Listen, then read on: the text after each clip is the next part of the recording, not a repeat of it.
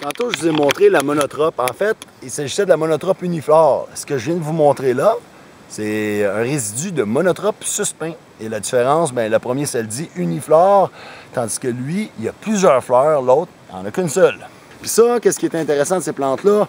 Ce sont des plantes qui n'ont pas de chlorophylle et qui parasitent les champignons. Les champignons, ils ont leur système racinaire qu'on appelle le mycélium. Et ça, bien, ça joue comme du mutualisme. Le mycélium, il s'occupe de la forêt. Lui, il distribue les nutriments aux différents arbres. Et, ben, la monotrope, c'est comme un petit véreux parce que lui, subtilement, il pousse à côté des pins puis des arbres et il redirige les nutriments que les champignons, normalement, offrent aux arbres et il redirige pour lui-même. C'est des lamelles qui sont en dessous. Hey, ça, c'est particulier, c'est la première fois. La couleur est beige, un beau petit chapeau. Beige, j'ai l'impression que si on le met dans le noir, lui, il deviendrait, il flasherait. Comme je vous ai dit, je connais pas beaucoup les champignons, mais l'idée de partager ces vidéos, moi j'en connais un peu des choses, je vous les partage. C'est le fun, si vous connaissez des choses que je connais pas, ou si je fais des erreurs, vous pouvez me corriger, j'ai vraiment aucun problème. Mon orgueil, là, je vais mettre de côté mon ego, je m'en fiche bien raide, je veux apprendre, puis je veux vous apprendre en même temps. Mais ça ici, c'est un beau champignon que je n'ai jamais vu, on est dans une forêt, principalement de pin rouge, chêne rouge. Puis érable à sucre, traite là. C'est les arbres que je vois. Oh, il y a une pruche avec. Puis il y a quelqu'un l'autre fois qui me dit je devrais pas présenter les champignons que je connais pas. Ben, c'est bon de dire qu'est-ce qu'on connaît pas. Puis la leçon était lorsque vous ne connaissez pas, vous ne touchez pas, vous ne mangez pas. Pourquoi? Parce que tu peux prendre un champignon que tu connais pas, tu l'ingères, puis 2 semaines plus tard, ben, ton foie il se décompose, tes reins te lâchent, puis finalement, ben, tu meurs. Dans le monde naturel, si tu n'es pas sûr, va pas avancer comme si tu étais sûr parce que tu pourrais induire le monde en erreur puis ça serait sur toi la mort de plusieurs personnes, tu veux pas que ça arrive. Quoique d'un autre sens, c'est leur problème. Il faut que vous vous assurez vous-même de votre propre survie, donc faites vos propres recherches. C'est un peu ça le but de cette vidéo-là. C'est pour vous éveiller à faire des recherches et à avoir des connaissances que vous pouvez partager ou reconnaître. Et là, on arrive, wow, au point de vue, quel beau hasard. Je vais vous amener là. C'est cool ici, les amis, c'est un amélanchier, c'est quand même assez rare que tu en retrouves. Je vous montre le tronc, ça ressemble quand même un peu à l'être, mais l'être, évidemment, devient beaucoup plus gros et sa couleur est beaucoup plus unie, tandis que celui-là, un peu comme l'érable de Pennsylvanie, il est tigré. Il est très beau. D'ailleurs, tu en as un érable de Pennsylvanie juste à côté, on va pouvoir vous montrer la différence. Maintenant, je vous montre le tronc, l'écorce de l'érable de Pennsylvanie, qui lui aussi est très tigré, magnifique. On peut voir les ressemblances, ce n'est pas le même arbre. La mélanchée fait un fruit qui goûte les bleuets. Ça ressemble beaucoup d'ailleurs, mais ce n'est pas un bleuet. Et tu l'as en arbuste et en arbre. Et l'arbre, lorsque tu le coupes, j'ai expérimenté ça moi-même, l'intérieur était vraiment comme le noyau brun et sentait le nougat. Très spécial, super bon pour faire cuire de la viande ça avec. Les arbres à fruits, normalement, ça a des arômes qui sont particuliers à eux. Et ben, c'est ce qui fait que c'est intéressant de faire fumer la viande. On voit, ça c'est un merisier, donc bouleau jaune. Et bon, on parlait du thé des bois tantôt. Je vais faire le point sur le salicylate de méthyle. On en retrouve tout plein dans les branches et dans l'aubier de cet arbre-là. Autrement dit, l'aubier, c'est le tronc intérieur. Si j'enlève l'écorce, pas à l'intérieur de l'écorce, mais vraiment ce qui constitue le tronc où la sève passe, ça sent exactement la paparmane et c'est à cause de la présence de salicylate de méthyle qu'on retrouve dans notre fameux thé des bois. Et de ce même, on parlait des peupliers tantôt. Quand on ingère les bourgeons du peuplier, peu importe lequel, ça a des salicates. Et les salicates se transforment rapidement en acide salicylique, aspirine. C'est tous des arbres, des plantes différentes qui poussent dans le même environnement, possédant des bienfaits médicinaux avec les mêmes propriétés. À cause, ben, ça a les mêmes trucs qui sont dedans, le salicylate ou les salicates qui se transforment en acide salicylique, aspirine.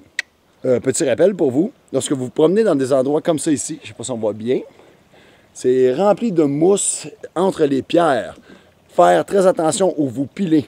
C'est facile de se casser un tibia, de se péter un fémur ou de se revirer une cheville ou de se casser la cheville. Et quand tu es en plein milieu du bois, tu ne veux pas que ça t'arrive. Donc, toujours faire attention que vous mettez double-checker où vous mettez vos pieds parce que ça peut facilement passer à travers et tu ne veux pas que ça t'arrive quand tu es... Mettons ici, on n'est pas si loin que ça. Je ne m'imagine pas faire le trajet avec un tibia pété.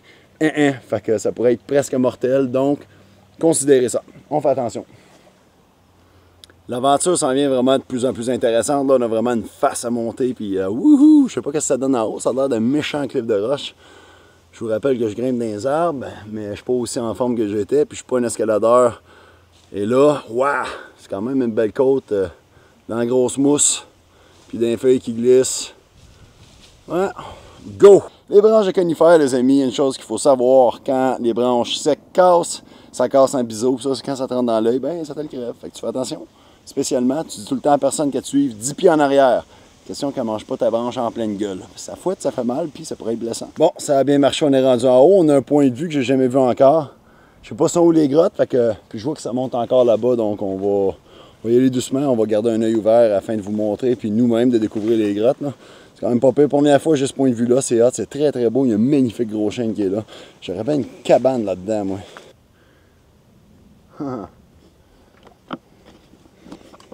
Ça pourrait être la maison d'un pécan. Si vous ne connaissez pas ça, regardez. P-E-K-A-N. Pécan. C'est une des plus grosses belettes qui poussent ici au Québec. Des grottes que je vous ai déjà montrées, on retrouve des excréments d'ailleurs de pécan. Puis ce sont des petits fantômes. C'est très très beau. C'est une énorme belette. Bon, pas comparable au blaireau, au carcajou, mais tout de même un prédateur quand même assez important et assez rare. J'ai rencontré d'ailleurs un trappeur dans ce bois-là, Denis Robichaud, qui lui, il gérait les pécans, fait qu'il les trappait et il disait que nos chiens, s'ils allaient dans les trappes à pécans, c'était fini pour eux. Ils se trappaient le museau là-dedans, puis si vous avez un chien de chasse, gardez-le en laisse si vous venez ici, parce qu'il y a quand même plusieurs trappes à pécans. Donc c'est dommage, mais bon, c'est ça. Hein? L'humain, quand il s'approprie des territoires, ah ben, gars! Puis le pécan, il pourrait manger ce petite bestiole-là qui nous regarde là, qu'on appelle l'écureuil. Lui, il nous regarde. Qu'est-ce que tu fais? Oh ouais, un petit pestac.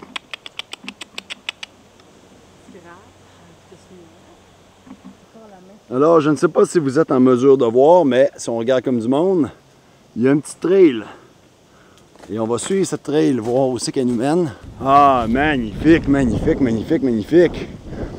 Wow! Voilà. Quand on s'est aventuré, c'est un des prix à payer souvent. La récompense, ce sont des points de vue, des endroits que tu n'auras pas cru voir. C'est un beau cadeau. Très, très beau. Nous sommes sur le top de la montagne. Nous voyons que les humains, ils sont venus. C'est certainement pas un ours qui a fait ça. Ha! Mais, encore une fois, hein, où l'humain va, l'humain laisse ses traces. Caca. Caca, caca. Tu es un caca, toi, qui a laissé ça ici. Nous, on va le ramener. Puis je sais pas si vraiment tu penses te faire cuire de la bouffe là-dedans, mais si c'est en aluminium, là, arc. En tout cas, je dis ça, mais on prend du papier d'aluminium. Fait peut-être ma gueule, finalement. Papier d'aluminium. Je vous rappelle que ça ne fait pas partie de notre environnement. Si ça fait partie en matière primaire, c'est correct, mais quand tu transformes, tu gardes chez vous. Tu n'amènes pas ça ici. Même si tu es pète et que ça ne sert plus à rien, tu restes un caca si tu fais ça. Ici, on a une épinette blanche. L'épinette blanche, elle peut devenir immense. Et souvent, lorsque vous voyez un sapin au loin qui sort d'une montagne, qui est plus haut que les autres, épinette blanche. Tu as aussi des épinettes noires. L'épinette noire est vraiment moins belle qu'une épinette blanche. Et souvent, comme mon boss, il disait, excusez-moi mon langage, tout décalissé. Quand tu regardes ça, ça a l'air de la chaîne à Jacques, c'est tout décrissé de la vie. Tandis que l'épinette blanche, elle, est pas mal symétrique. En arrière-plan, il y a un petit chaga dans le boulot. Pas très gros, fait que tu l'as ça là. Il commence à avoir des roches, donc on va essayer de regarder si on ne découvre pas les fameuses grottes. Je vous rappelle, j'en ai aucune idée où elles sont. C'est une première pour moi au sommet de cette montagne. Alors, on va essayer de regarder. Tranquillement, mais sûrement. Puis si on ne trouve pas, ben, ouf! Ça, je disais tantôt de faire attention à ce qu'on pouvait pour les roches. Il vient d'en enfoncer en dessous aussi, c'est ça.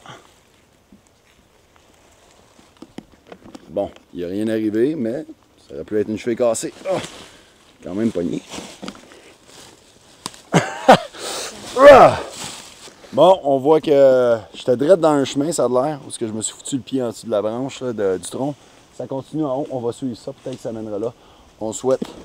Et là, on devrait arriver pas mal vis-à-vis les grottes en bas et qui donnent devant l'habitacle du castor que je vous avais si bien montré lors de l'aventure de la balade de Ben. Hein, le trou de pic-bois, ça, des fois, on pense que c'est pour tuer l'arbre. Lui, il était déjà mort, mais des fois, quand les arbres sont vivants, renferment énormément ou bien des termites. Ici, il y a beaucoup des charpentières, les fourmis charpentières qui sont les grosses fourmis. Fait que ça mange le bois, ça se fait des tunnels entre l'aubier et l'écorce. Ça magane l'arbre souvent. Donc, les pics-bois, ils vivent une espèce de relation mutualiste avec ces arbres-là. Ils les aident à débarrasser de ces petits trucs-là, ces bébêtes-là qui sont parasites. Et en même temps, il fait un grand bienfait à l'arbre. Ça lui permet de prolonger sa vie un petit peu plus. Et des fois, par ce fait même, ça crée un nid pour nos amis. Pas les écureuils, bien ça pourrait. Mais les ratons laveurs, des fois dans les pics-bois, ils sont gros, sont un pied et demi de long, là, puis ils te font des méchants trous massifs dans un arbre. Puis des fois, c'est tellement gros que même les bouts pour aller là-dedans. Fait que tu sais, ça se recycle que les animaux utilisent. Rien ne se perd, rien ne se crée. Eh bien, on commence à avoir de sérieux gros cailloux. Je crois qu'on vient de trouver une grotte. Mon chum Dave m'avait dit qu'elle était vraiment plus grosse que les autres en bas. Je vous rappelle que j'ai une caméra, si je la casse, pour moi, c'est la fin de mon monde. Je suis pas très riche étant donné que je suis moi. Et là, non, ça n'a pas l'air d'une grotte. Mais, oh, ça a l'air cool dans la salle. Attends, on voit qu'il y a des traces de pas. C'est pas. Finalement, c'est peut-être ça la caverne. Oh oui, ça n'a pas l'air d'une grotte. Petit comique que je suis. C'est un 45. Ah, wow. Ok, ouais. On va descendre là, puis on va grimper. Ah ben, Chris. Ha! Corde. Hello? Ben, il y a vraiment des voies d'escalade ici. Ah, c'est un monde d'escalade. Ouais, c'est vraiment sexy ici. Tadam! Notre fameuse grotte, ça doit être ça. Dave m'avait dit qu'elle était vraiment plus grosse. C'est pas vraiment le même genre de grotte, c'est un système très différent. Plus comme une grosse caverne en flanc de montagne, c'est hot. Je savais pas qu'il y a de l'escalade ici. Mais, tu sais, si c'est mon chum Dave, lui qui fait tant d'escalade, qui me l'a dit, je devrais pas être très, très surpris de ça. On va aller voir un petit peu plus haut là-dedans, voir peut-être que le pécan y est là, ou malheureusement pour moi, si c'est le cas, un ours. On va aller voir.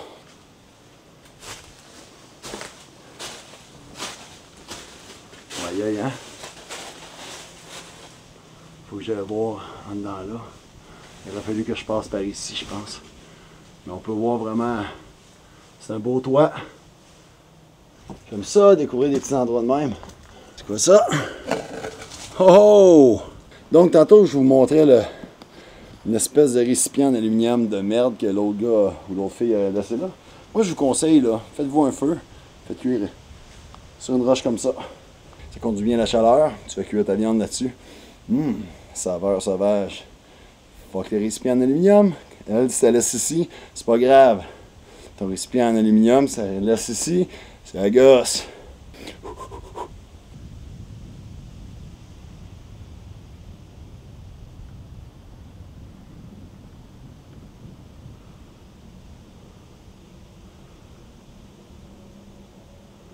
Donc, c'est tout pour aujourd'hui. Mission réussie, on a trouvé la fameuse grotte. Je vous ai parlé du thé des bois. J'espère que ça vous a informé puis que ça vous a intéressé. Il y a plusieurs choses à savoir. J'en connais tranquillement pas vite. Je commence à en connaître plus.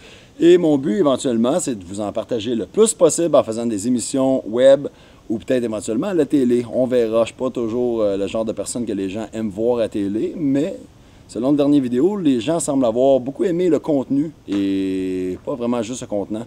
Donc, j'espère que ça vous a bien informé et bien éduqué et diverti.